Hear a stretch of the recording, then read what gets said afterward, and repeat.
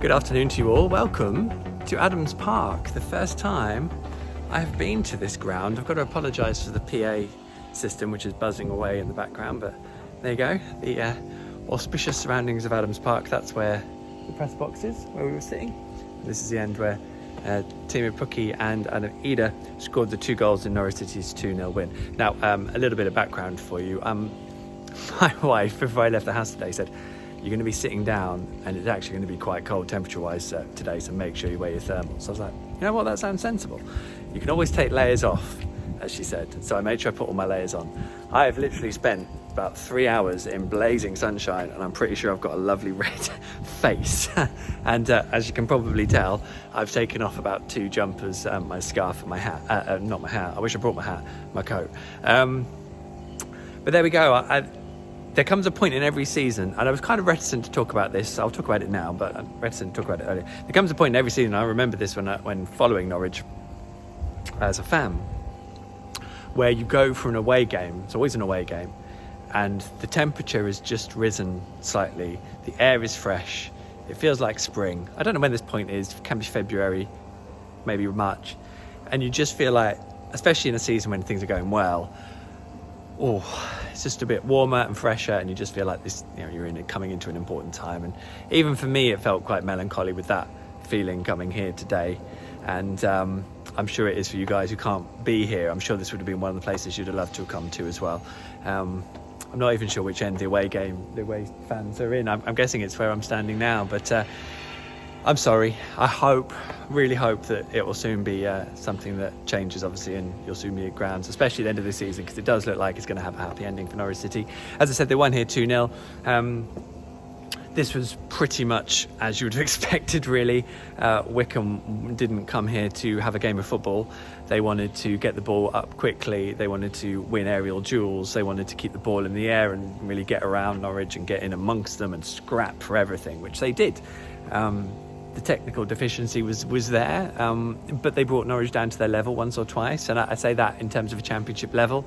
I'm not being patronising, that is what Wycombe do, and it was working in periods in the first half. I thought Norwich still had the better opportunities, but Wycombe did have their moments too. And Anis Mehmeti, of course, a former Norwich City youth player until the summer, when he got a chance to join the first team here, and is now starting games for them, and has done. He scored his first goal at this level, and he was really busy in the first half, and probably as likely as anyone, he had their best opportunity too, and just pulled it wide or dragged it wide of the near post when he really should have been shooting across goal. It was a good run. He also had a moment where he went down in the box, but it did just look like that was him going down in the box. But I'm sure, and I know, he was desperate to score against Norwich today. It would have proved a great point, but I think he still did everyone proud, and I think everyone will be watching out to see how his career develops here. But Norwich still have the better opportunities, and El Hernandez had 2 wonderful chances, although they were both in the second half. In the first half, I think primarily it was a brilliant save from David Stockdale to deny Mario Francis' free kick. It was a really top-class save. And likewise, Emi Buendia did really well to conjure up a header that hit the crossbar. But I didn't feel worried at half-time. I kind of knew that Norwich had so many gears to go through.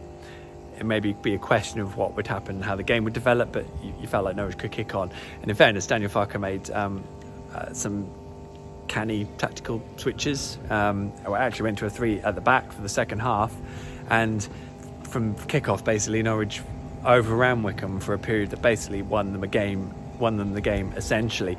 Emi Buendia had a wonderful chance that he side-footed well over. I think the game was already 1-0 at that point.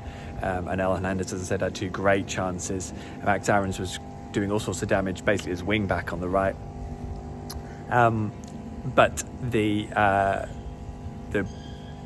goal itself came from Emi Buendia down the right, picking out a wonderful pass. He won the ball really well, picked out a great pass at great pace, and then Teemu's finish, although it requires a deflection, he makes it by taking it first time and hitting it crisply.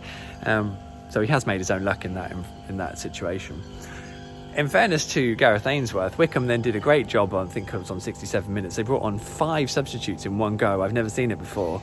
All 5 in one go, and changed from a relatively low block and trying to hit Norwich on the counter to a higher press, and it did give Norwich quite a lot to think about. In the end, they broke forward. Adam Idah had to come on eventually. It took a long time for the substitutions today, but eventually Adam Idah was on. He won a corner, and then he was out on hand to basically prod home after Kenny McLean's flick was cleared off the line, and then the game was really dead at that point. Norwich doing more than enough, and this win will get forgotten, but it's so important that they've done this, because what it does is it just backs up everything from yesterday and the results elsewhere. Norwich are guaranteed to be at least 5 points clear of everyone else, even if Swansea win their 2 games in hand. They're guaranteed to be 7 points clear of Brentford as things stand, but of course there is a crucial game coming up at Carrow Road on Wednesday against Brentford. Now, Brentford have been as good as anyone. I got asked it actually before the game. I would say that Watford, Bournemouth, Swansea and Brentford clearly stand out as the best teams Norwich have played this year in terms of technical ability and defensively.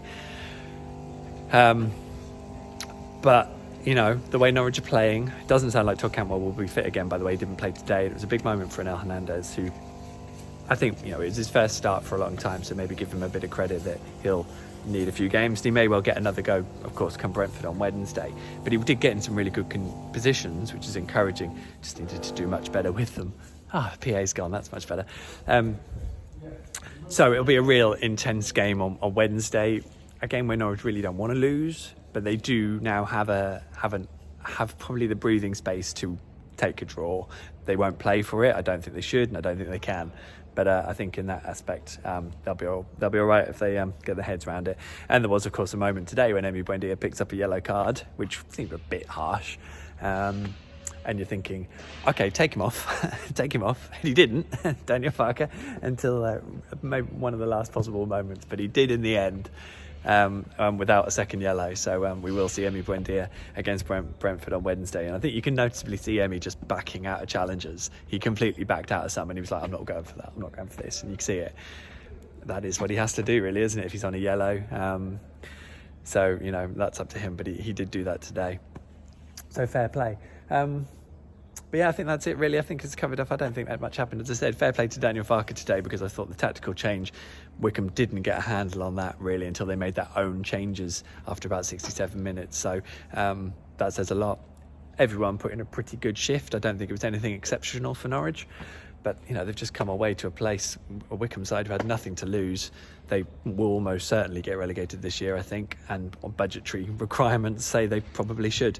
But this was awkward and it was tough, and Norwich rode it out. Now they move on to the next one, and you don't need to tell me how important that is. It's Sunday. I'm going to get on. I'm not sure when this goes live, but leave any comments, questions you wish. Keep an eye on my coverage over at The Athletic. Thank you for all the birthday wishes this past week.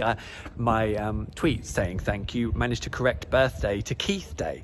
So if you've seen all the tweets about Keith Day, today is Keith Day. So if you're watching this and your name is Keith, or you know someone who's Keith, or you have a child or a dog or a pet called Keith, or anyone important to you in your life at any point in the past whose name is Keith, I think we should all dedicate both this day every year for the rest of all time, February the 28th, to Keith everywhere, Keiths everywhere, surname or forename, doesn't matter. This one's for you. Norwich City have won here at Wycombe 2-0. They remain top of the championship. They remain in a great position, and we're all celebrating Keiths. What more could you like? I'll see you on Wednesday night at Carrow Road. Take care of yourselves, look after each other. See you soon.